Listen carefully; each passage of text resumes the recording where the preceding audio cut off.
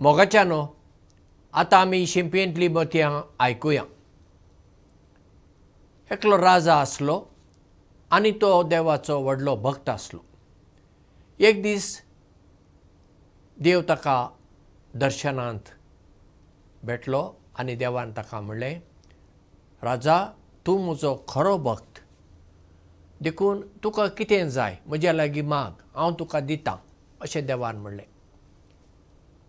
तेन्ना राजान जाप दिवन देवाक म्हणलें, देवा, तुजे कृपेन म्हाका सगळें आसा, म्हाका कांय नाका, पूण तुवें म्हजेर एक उपकार करूंक जाता. देवान म्हणलें, कसलो उपकार? जसो तूं म्हाका आतां भेटूंक आयलो तसो तूं म्हजे परजेक एक फावटी येवन मेळ. देवान म्हणलें, ना, तें जावचें ना.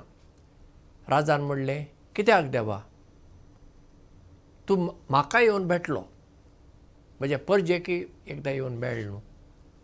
देवान म्हणलें, पळय, म्हाका तें मन ना आनी तें नाका, पूण तूं जर हट्ट धरता बरें आसा.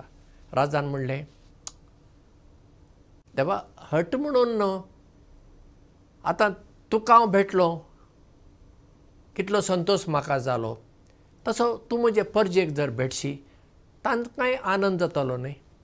देवान म्हणलें, बरें, फाल्यां सकाळीं राजवाड्या भायर, गांवा भायर थंय दोंगर आसा, थंय तुजे परजे घेवन ये आनी हांव थंय तुजे परजेक भेट दितलो. राजान म्हणलें, बरें. राजान सगळ्या आपल्या राजवाड्यान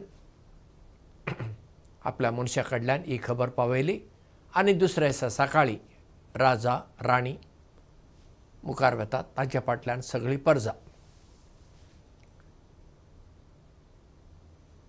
थोडी वाट चलतच थंयसर एक तांब्याच्या नाण्यांची एक रास पडली दिसली. तेन्ना एक 50% लोक ते एकठांय करून गेले, अरे आमकां आतां तांब्याची नाणी हांगा मेळ्ळी, फुकट मेळ्ळी म्हणून. राजा फुडें गेलो आनी ताजे सांगता आनी 50% आसात.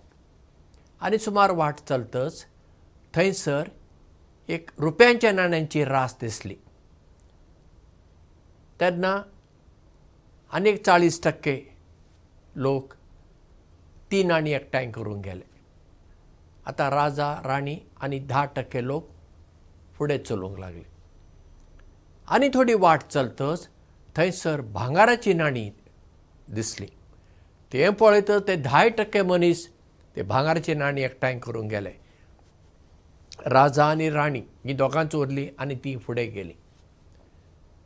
आनी कांय वाट चलतच थंयसर खूब सोबीत आनी मोलादीक मोतयां तांची रास आसली आनी राणी ती मोतयां एकठांय करूंक गेली आनी राजा एकटोच उरलो आनी तो दोंगरा कडेन पावलो.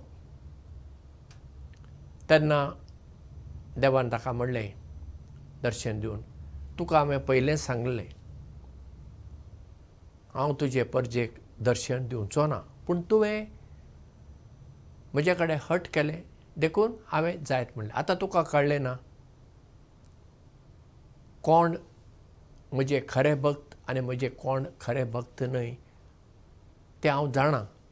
आतां तुका तरी कळ्ळें न्हू. बरें. जिवितांत आमी कितेंय तरी मेळयतले जाल्यार आमचे कडेन एक नदर आसूंक जाय, एक दिश्टावो आसूंक जाय, विजन म्हणटा आमी ताका. आनी आमचे बरोबर खूब लोक येतलो अशें ना. कांय जाण थोडो काळ पर्यंत येतले, मागीर ते फाटीं सरतले. केन्ना केन्ना आपल्या फायद्या खातीर आमचे बरोबर येतले आनी मागीर आमकां सोडून वेतले. थोडे घातय करतले, पूण आमी आमची नदर जें कितें आमकां जाय ताचेर थिरावन फुडें वचूंक जाय. आमची निश्ठा, आमचें प्रामाणीकपण, आमचो घाम, आमचें साधन उणें पडूंक उपकारना. कित्याक ती आमची नदर. आमची नदर आपणावची जबाबदारी आमचेरच आसा. तेन्ना आमी फुडें वचूंक जाय. तेन्नाच आमच्या जिवितांत आमी खरीं मनशां जाता.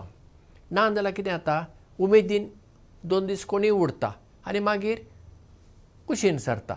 मागीर आमी फुडें वचाच ना.